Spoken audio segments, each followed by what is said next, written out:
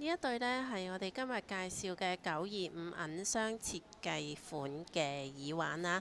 咁呢耳環呢，佢個特色呢，就前面有5粒細緻嘅小珍珠啊，簡約得嚟呢，又帶有呢個仙氣嘅氣質喎。咁啊，佢嘅設計呢，流暢啦，嗰個銀去托底嘅呢個。嗰5粒珍珠呢，排放得啱啱好啊，唔會浮誇，但又係夠晒精緻嘅。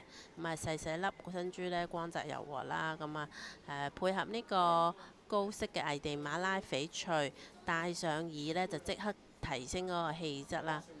溫軟之中又帶少少優雅嘅。佢個主石呢，係細細粒㗎嚇，係4.1mm嘅長，闊呢都係窄少少啦，3.4。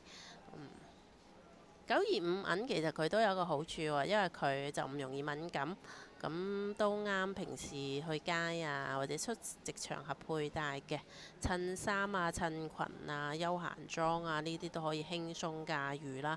如果你中意呢個簡約嘅設計，又想揾一對呢有細節有品味嘅耳環呢，呢一個呢設計呢就啱晒你啊！呢一個商品編號呢就係48505，佢嘅價錢呢就係350蚊嘅。